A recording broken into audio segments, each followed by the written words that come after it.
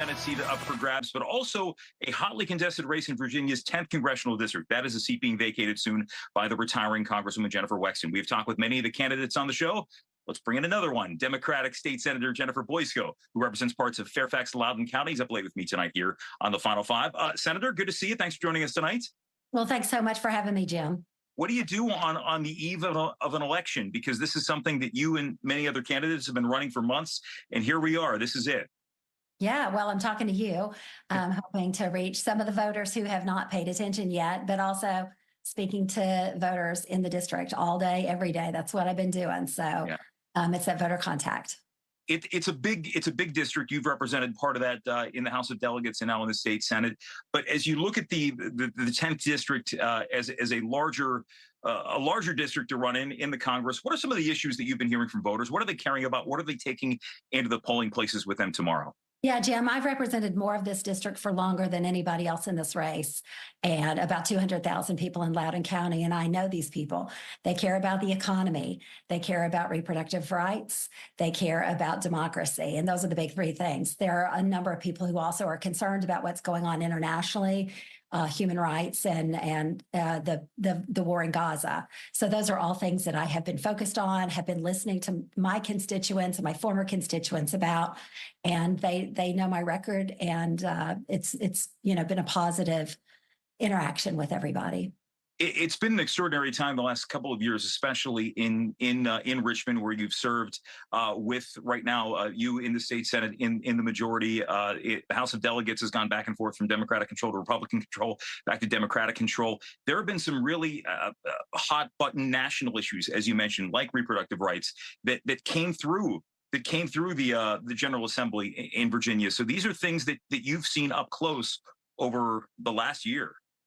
Well, it's been way more than just the last year. I've been active in reproductive rights since I was a college student in the 1980s. I'm the only person in this race who's carried the constitutional amendment to enshrine the right to reproductive health care, including abortion. Over the past 2 years, I have carried more of that legislation that provides safety and security to maintain the laws that we have in Virginia than anyone else. And I actually served on what is now Repro Rising's board of directors back 15 years ago, and they have endorsed me. They're the largest reproductive rights group in the state, and they're helping me.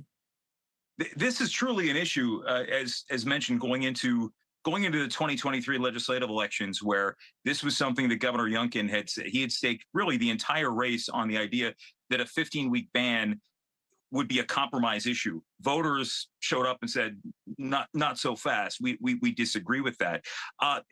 It seems as though, is it a matter of the electorate in Virginia having changed, or is it a matter of some of these issues hitting closer to home and really people realizing that maybe this would affect me, if not now, then someday? Well, Jim, I think it's people realizing that they too could end up being on in the emergency room with a very complicated pregnancy and having their doctors be afraid to treat them because they're afraid they're going to be sued or taken to jail. These are real consequences. I had a daughter, I've got two daughters, Hannah and Sophie Claire. And when Sophie Claire, and I was pregnant with her, I got one of those very serious pregnancy-related diseases and was told basically, like, we don't know what we're going to do. You do not want to be in that position. You do not want your wife to be in that position. You don't want your sister to be in that position. You don't want your mom to be in that position.